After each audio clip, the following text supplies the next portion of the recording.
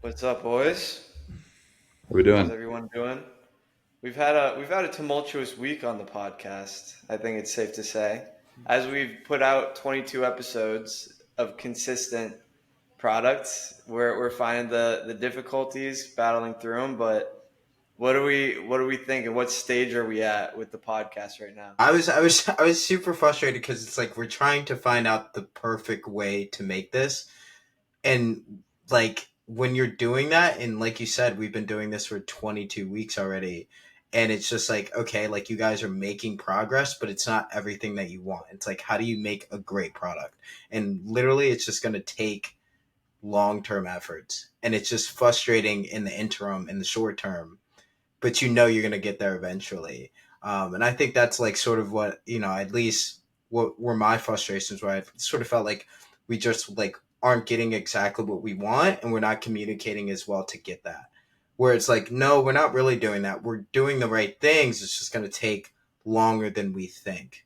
But that's all the rewards in life. It comes down to the long term. So I think we worked on the kinks a little bit, and we'll be better going forward. I think it goes back to what we were talking about last podcast of product market fit, where it's just like, all right, we have a product, but we're trying to figure out what that should look like and what market we want to go after, which we're finding slowly but surely, and we'll get there.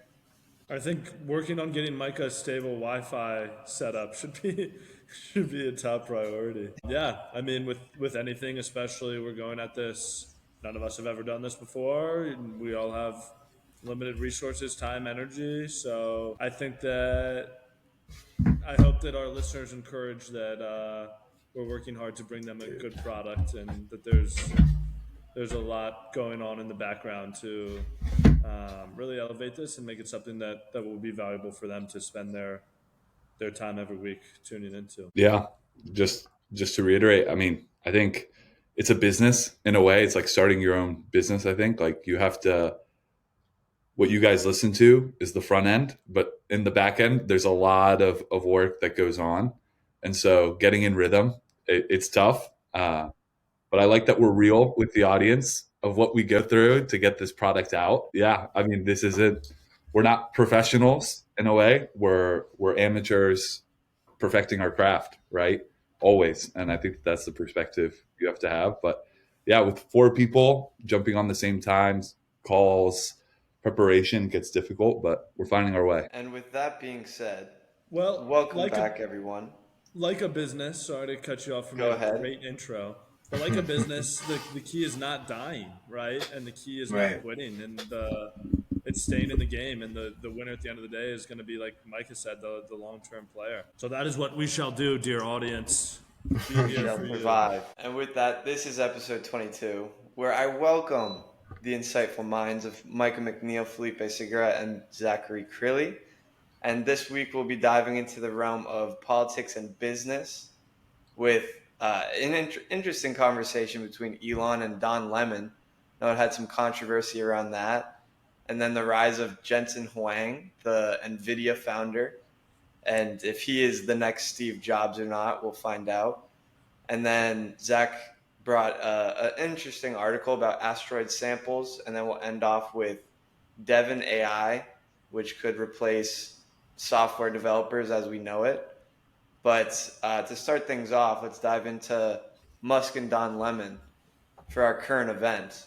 But for those who didn't see it, Elon and Don Lemon basically debated whether moderation on X should take place and what level of moderation is accepted. And like personally, I think Don Lemon just epitomizes what's wrong with the media, and all he wanted to do was talk moderation and his own initiatives, and didn't really seem to understand free speech at all.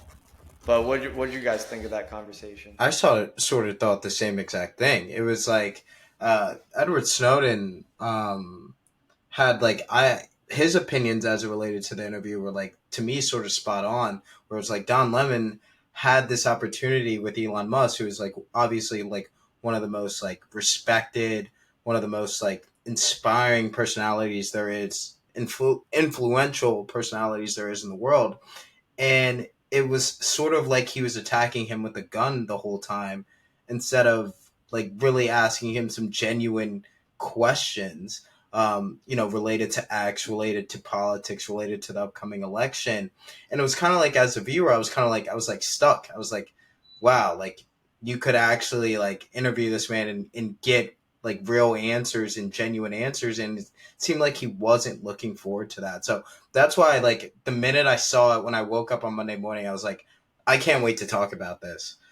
Because it does seem like, if you go back a couple of years ago, it seems like opinions about Elon Musk, it used to be like this very positive, like Tesla, like SpaceX, and now it's kind of dwarfed it a little bit, where it's like he gets a bad connotation, and especially from the left. So the minute I saw that Don Lemon was interviewing him, I was like, all right, I want to see this. So that was my quick opinion. Yeah. Zach, any thoughts?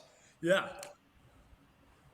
I really respect and appreciate Elon Musk for his dedication to freedom of speech, as what some would call a freedom of speech absolutist. And listen, he knows firsthand. He grew up in a country that went through some tough struggles and immigrated to a country for individual liberties and strong free market that we're so blessed to have in our nation. And yeah, it was really interesting to see him sparring with somebody who falls on the other side of that narrative.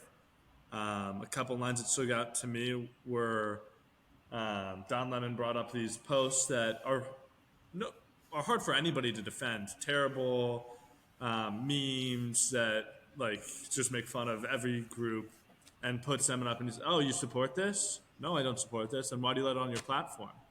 And that's a trap. I mean, that's a trap, and it's hard to maneuver out of that. I think we would all find difficulty maneuvering out of something like that. And Elon just goes, this is illegal.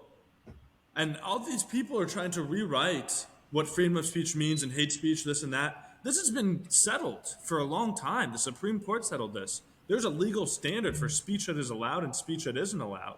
And what Elon is getting taken through the ringer for, as Micah pointed out, is just saying, hey, we're just going to uphold the legal standard. We're not going to try to redo what the Supreme Court has already done. We're not going to try to write laws and play judge. We're just going to uphold the law. And moderation, people like to talk about moderation. It is a private company. That's another nuanced discussion, whether private companies should be able to control. But Don Lemon said, oh, I like free speech, but I like moderation. And Elon said, moderation is a propaganda word for censorship. It's like, yeah. He doesn't get much more direct. But it's interesting, Don Lemon strikes out on his own in a Tucker-esque form, right? Like he left CNN, Tucker left Fox. He's trying to do his own show. Keeping the corporate media narrative. And it's like, dude, you're keeping the corporate media narrative without the corporate media backing. Like, will you be able to survive still spewing this, but without having the sponsorship from the institution that you left? He doesn't have the same fuck you support as Tucker Carlson. No, because Tucker's not the bastion of truth, but Tucker feels like a more authentic product to me. I think that we would probably all agree with that. Yeah. And Lemon was fueled by the CNN dollars, but he doesn't have that anymore. I wonder if he'll kind of fall apart in a way, or have less popularity. Felipe, Yeah. what do you think? I don't know. I think that like, it was just so, you have the most interesting human probably like doing stuff like in the world, like leading the electric vehicle revolution. He just launched Starship successfully into space. And I know that didn't happen during the interview, but like he's literally taking us to Mars, and he owns a social media company, and you're trying to get him on entrapment. Like, that is crazy. I just think that speaks to how frustrating that is, of like, there's not even real conversations about things that inspire people. It's just like trying to get in arguments over little phrases, or trying to trap people and make them apologize. I also think it just speaks to, like, I don't think Don Lemon is that talented. Did you guys ever watch him on CNN? Like, I think that's just a testament of like why they fired him in general. I don't think he's that great. So yeah, I think that's just a indication of how bad traditional media is, and how these guys kind of got positions in ways that probably didn't depend on merit. Like it's not a free market if you get promoted on CNN or not. I don't know how it happens, but it's probably not the same market as podcasting or whatnot. Yeah, I I just mean, find it I just find it so funny that Tucker goes off on his own, gets Putin, one of the biggest names in the world right now, and has the best numbers ever, great feedback. And then Don Lemon goes out on his own, gets Elon Musk, probably the second biggest name in the world right now, and just gets absolutely destroyed by the media, just objectively, that was a terrible interview. Like he used his own biases, his own initiatives, and just messed it all up. Like, how do you mess up an interview with that big of a name? yeah, I I just wouldn't call it his own biases, but I think it goes a lot into, I think what we're like sort of we're not getting at, but what is sort of the root of it, and that's just like traditional media. Like, so Felipe, to answer your question, like, because I'm someone who would probably, for the most part, until like sort of relatively now, where I guess I would be just totally libertarian. I used to be someone who would probably side more on the Democratic side. So the Van Jones, the Anderson Coopers, the Don Lemons of the world, I would listen to them, but then I wouldn't listen to the Hannitys or the Tucker Carlsons or Laura Grahams on the right. Now I just don't listen to any of them. Now they all just got a big fuck you. Because it's like now I just read because that's like the only way to actually get real like information. You just got to read like what they tell you not to read. So now that I just like don't listen to any of them now, and it's just because it's all about propagating. It's all about ideology. So Gavin, to your point about like his ideology, I don't really know if it's his ideology. That's what I got from the interview. It seems like who's ever backing him, who's ever paying him, is promoting something that he ends up having to, throw the smoking gun at Elon. And it's a terrible paradigm. And they've done this for a while now, and it's terrible. And that's where I'm confused as to what his strategy is or his business model, because you can get away with that on CNN because they have the institution, the corporate sponsorships, and the organization to cover his butt. But if he's going out on his own and he's going to make his buck based off of how many views he gets and how many supporters he has, that's hard to do if you're just pushing the narrative of the corporate media without their backing. Like, how is that going to work? And maybe they will prop them up with ad dollars or behind the scenes deals. But I really wonder what he's thinking. And it's a true shame because I would love for there to be a Tucker counterpart on the other side. I think that the more honest journalists there are, the better the information system is. But I think that was not an honest or fair interview. That's certainly the case. No, Yeah, I don't know who's gonna want an interview with him after that. But from a I guess rise or falling star to a rising one, Jensen Huang is making a lot of noise over at NVIDIA. But Mike, I feel like you have the most, I guess, passion for Jensen. I just saw him on LinkedIn, and it looks like this keynote speech from Apple in early 2000s with, I think he had a black shirt on. It was like a And leather was jacket. Yeah, a It leather was cool black with his little jacket, leather jacket. and he was holding up his microchip that he just unveiled and acting like it's this new smartphone. But he seems Hey man, if you pretty. build $1 trillion company, you can have product demos like that. Yeah, I guess you can. But Mike, give us a little color there. I mean, who doesn't want to be Steve Jobs, right? But I love. I recently, so the link that I sent last week, but we didn't get time to talk about it. He spoke to Stanford's business school, and I like subscribed to this page, and it's just like founders, great entrepreneurs. Like Bob Gurley has this like phenomenal speech from there, and I was listening to Jensen's, and it was just like, dude, like I can see why people are like drinking the Kool-Aid. Like for people that want to work there, like he literally creates an atmosphere for that.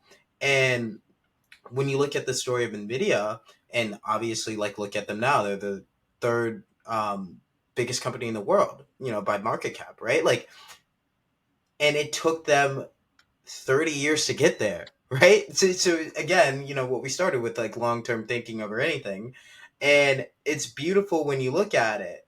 And just to close out on something like pretty funny, like at the end of that video, like they're talking about how he only wears like black, and it's like, do you want to be like Steve Jobs? I want to be like Jensen, and he wears these black leather suits, and he has like all of them in the world apparently. But I'm actually like very inspired by him, and I can't wait to like just study him a little bit more in depth. So that's my 2 cents about him. What do you think about him, Felipe? He seems I like him. Like I saw that interview where he was like, "Oh, I hope all these Stanford people, go through pain." Like, and you take that and you're like, "Wow, that's like a really strange. That's different to hear from one of the largest tech CEOs in the world, right?" But he is one of those people that seems like he got scarred a lot from his journey of being an entrepreneur with NVIDIA. And yeah, I don't know. I think he manifests what it means to be an entrepreneur. I just hope long term, you at 60 years old or whatever, I'm not scarred like Jensen Huang kind of seems. So yeah. I was watching an interview with him, and the interviewee asked him, if you were 20 years old, would you make the same decision? He's like, absolutely not. I would not start the company because of all the pain and suffering I had to endure. So that just goes to show what he's been through. But I feel like on Founders Podcast, there's a lot of founders that say that. It's like, if I knew what I had to go through to get to this point, I don't know if I'd do it again. But Yeah, but Zach, do you have any opinions Damn, on that's this not very guy? encouraging, huh? No, but Depressing advice. that's not my advice. That's No, what the greatest but it's good people for us to can hear endure. as on the other side of that. But I mean, it would be great to have a conversation with them and hear deep down if they think that the benefits that their products have provided to the world is worth their individual pain and suffering, or if they see it as something bigger than themselves, which I'm sure that they do, because frankly, it is. Yeah, with what they're doing, they're going to be a $10 trillion company. They have the infrastructure right now to just build out the entire AI ecosystem. I mean, what do you have any, Micah? Do you have any knowledge on what that product will actually do? Like, is that for AI training bots or something like that? I'm just not sure what that is. Dude, I am a kindergartner when it comes to anything in that space or what NVIDIA does or anything like that. I think my friend was trying to explain it to me the other day, and I don't really think he even knew because he was just using these advanced words to try to explain it to me. And it kind of like showed that he didn't really know what he was talking about. So, maybe I have to just prompt something in the chat GPT to explain it to me like I'm a kindergartner, and then I'll come back to you with that explanation. But I have no clue what they do. Like, I have a general idea, but like I can't explain it, right? So, next question. Yeah, that's where I'm at. But for the listeners, we'll have to come back to you on that one. But And check he's an check entrepreneur Jensen that Huang out. we'll return to as well. He's somebody who I plan to, as Micah said, study more. I don't know much about this guy at all, but wow, what a business he's built, and I'd love to hear why the scars that he bears and the stories behind those. By the way, when Gavin says it's going to be a $10 billion company, that is not investment advice. I want to say that. Be clear. Definitely not. Fellas. Thanks for looking out. Looking out for all Disclaimer. the people out there. But hey, it could be. It could be. No, But Zach, it's tell us a not. little bit about this asteroid that landed down in, where was it? Close to DC? Yeah. So I would never have known about this, but on Friday night I went to the Goddard Memorial Space Dinner, put on by the Space Foundation, which is better known as Space Prom, which is like the industry term for all these engineers who get together and relive what I assume were their repressed high school memories of not having a great prom experience. So they call it Space Prom. 2,000 person dinner here in Washington. Sheesh. And the winner of the big award this year was the team from Osiris Rex, which Osiris Rex is the first time that NASA has flown a spacecraft to an asteroid, taken a sample, and successfully returned it back to Earth. And frankly, the space industry, like Micah said, he's a kindergartner for AI. I'm a kindergartner for the space industry. But just some of the figures on this. The spacecraft completed a 1.2 billion mile voyage. 1.2 billion miles this thing traveled. That's insane. The asteroid that they collected a sample from, 4.5 billion years old. Like, insane. Insane. They hope that this asteroid has information of some sorts that will help reveal some of the mysteries of the universe around Earth's formation. They don't really know what it's going to be used for, but it's great data to have. But my big takeaway from that dinner, beyond becoming aware of this program, was the strength of the public-private partnership in the aerospace sector is really amazing. I mean, like at this dinner, they give away the award to this NASA team, and then they call out all the industry partners, and they come out and help accept the award too. And that's something that would never have happened 20, 30 years ago in the space industry because it was a government monopoly, and still in other segments of government agency business would never happen to this day. So a big applaud to the leaders of in the government of the aerospace industry that have welcomed public-private partnership, and the companies that have stepped up to the plate to provide for our nation and really for the world at large, and continuing to explore space. Was SpaceX represented there? They're the hottest kid on the block. What were they talking about there? Did they have any mic time? I didn't interact with many SpaceX people. I was there on invite of my cousin. Shout out Kathleen. She works for Virgin Galactic, so I was with their crew most of the time and didn't interact with the SpaceX guys. So wait, where is Virgin Galactic right now in terms of what they've done? I know that they've gotten to space and they're looking at space travel for individuals that want to get to space, right? So yeah, they built a crazy. I encourage our listeners to look it up. It's a crazy looking thing, but they built a craft where it's essentially two planes fused to each other. Again, I'm not an engineer, so this is probably not how it works. And the people who I was with would kill me if they heard me describing it as this way. But it's two planes that they fuse together, and then they have a rocket ship that hangs below, and the planes take off with the rocket ship, and then once they reach a certain altitude, the rocket ship drops off into space and the planes go and land. Pretty wild stuff. But yeah, they do private space flights, but they also do, and this is what my cousin works in. There you go. That's what it looks like. My cousin is selling it to foreign governments and also academic institutions that want to do research.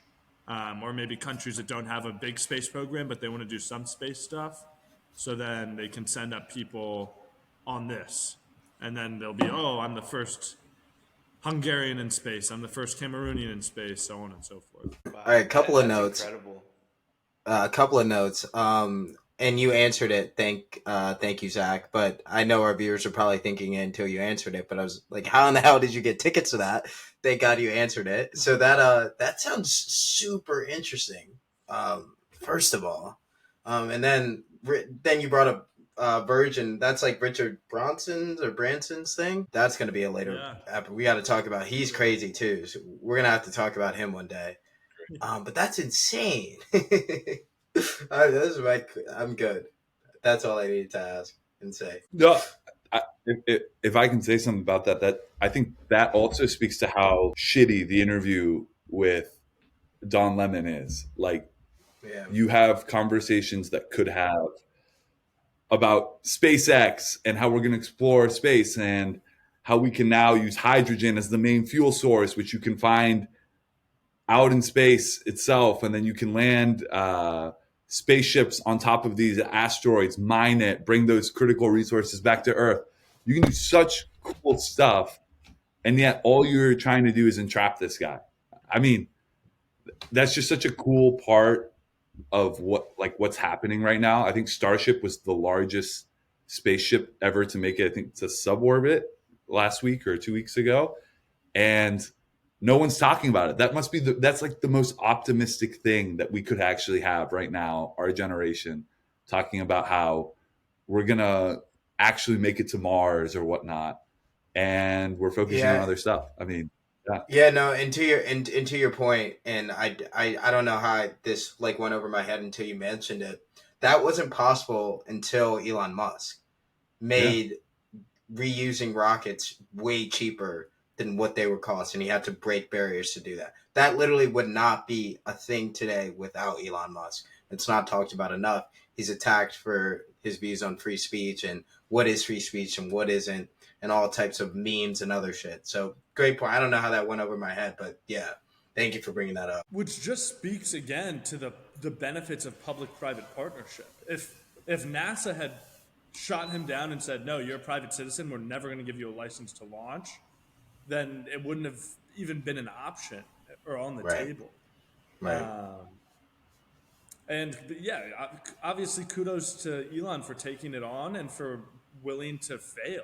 And that is so yeah, much of the benefit of corporate structure as opposed to government, is that there's a higher willingness to fail and also a yeah. quicker growth rate because the Trial incentives and are just error. fundamentally different.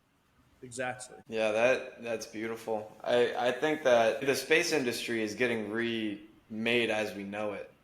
I just think that is going to be a huge point of our generation's mark on the world. Like if we get to Mars and we are actually start to develop there, that would be incredible. But something else that Felipe brought to our attention this week was that it's kind of a development on Bubble, which was talked about previously, which is a no code app. But there's this thing called Devon now, which is a basically coding kind of personal assistant. What is that, Felipe? yeah. I mean, it basically uses different. It's an AI that you give it instructions of, build me this like program, that AI or this website, let's just say, right? And so you have a bunch of different components that go into the website. The AI traditionally with ChatGPT will only do one thing for you, right? So you have to tell it, write me the CSS code for this, and then you have to manually connect it to the JavaScript and the MySQL database or whatnot. Devin will actually do it all together and integrate it. So it's almost as if there's the coder or the CTO, the architect, and then it gives instructions to the junior software developers and senior software developers, and it does it all in one solution suite or whatnot. And it's not super accurate at the moment. I think they're doing like 12% they can do now of jobs that they give it, as opposed to I think it was 1% previously, if I'm not mistaken. But I mean, it is kind of highlighting that AI can go a little bit further than we actually thought. I think a lot of people thought, okay, the human is still going to be in the car seat and has to tell AI what to do in every specific scenario. But Devin kind of is demonstrating that the AI can kind of give instructions to other sub agents in AI, and they can kind of integrate and build something completely from scratch. So I guess I'm more interested to hear what you guys think in terms of, as an entrepreneur or someone who's looking to get into the game of AI. I think we were talking about Bubble, no code solution, getting an MVP out, but maybe you don't even need to know these low code solutions because you could just in the future use something like Devin. I mean, right now it's only open to select people, which I'm sure is massive companies that Devin wants to give their solution to test run and give them feedback on. But in the future, right? I mean, it's going to be open to the public, and this could be a massive change to the industry as a whole. So, I can For jump me, in real quick. yeah, Go yeah, ahead, go go. ahead. Yeah, no, I actually like did some more like information into like Bubble and then like sort of like what we were talking about related to like sort of like self prompted or AI. I think if you're trying to build a software company, you need a technical co-founder, point blank. Because like what happens when a problem goes wrong? You're not gonna know what to do. Like I don't think the AI is gonna just know how to fix a creative problem or a certain problem, I think it still has to be, correct me if I'm wrong, but it still has to be prompted on the direction that you give it. Whereas I don't know if it could just like change, like if a problem like were to arise, it could like just quickly change that. So I do think anything related to software, or software as a server, SaaS, or whatever, you need a technical co-founder. But that's just my quick bit. I watched some Y Combinator videos this week and some other stuff, and they said that. So this isn't even original, but my opinion changed. I mean, going off that, I think that you are you going to be the best at that certain thing? Like, if your value prop for a software company is literally the code that you write, I just don't think I'm ever going to be that person that's the best at coding. I've tried it. I've done it for, months at a time when I was younger, and I didn't have that love and passion for it like all of these young kids are having, I bet. So I just never see myself as that person, but I definitely want to get to the point of understanding where I know where the pieces of the puzzle need to be, because it's going to be a part of nearly every business. Everything is getting more software based, whether you like it or not. And to not have any level of understanding of that, I think is somewhat foolish. So I just want to be on that level of understanding to talk to a CTO and be like, hey, this is what you need to do. This is what we need to release. And then they take it. Felipe, how do you feel about now in retrospect as somebody who went to one of the coding schools?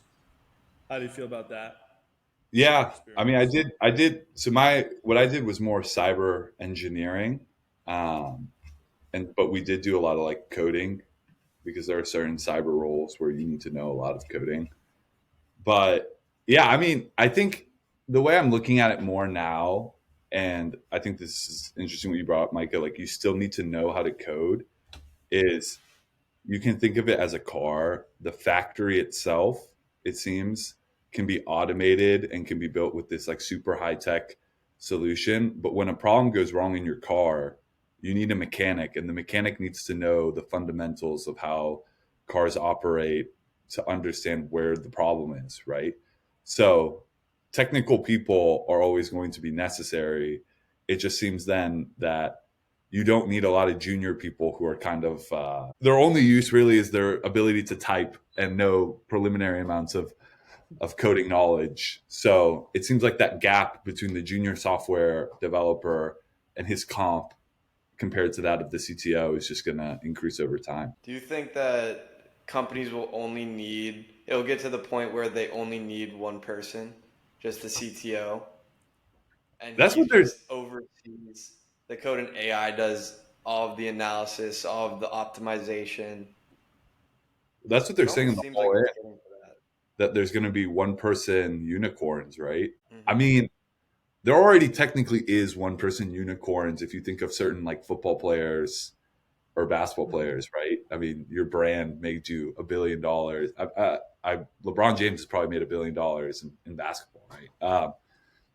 Or Tiger Woods, for that matter, made over $1 billion in sponsorships. So, yeah, I mean, I definitely think that that's going to happen. But certain industries, especially as the products need to be more complicated and do more than what we currently have, you're probably going to have large software teams. It's just interesting for companies like Google, Meta that have thousands of engineers. Are they just going to fire them, or are they going to keep the bureaucracy? I don't know. Super interesting because then it's like, okay, if they do keep the bureaucracy, does that open the window for somebody to come in and say, hey, we can build a better product with less overhead? Why don't we just try that? I think there's going to be a lot of that in the next couple of years. I mean, Chamath said it on All In. Just take the software solutions that exist now, do it for 20% of the price. We'll see. We will. But for that, this is the close of episode number 22 of Your One Podcast. Everyone, have a fantastic rest of your Sunday and rest of your week, and we will see you next time. A great one, guys.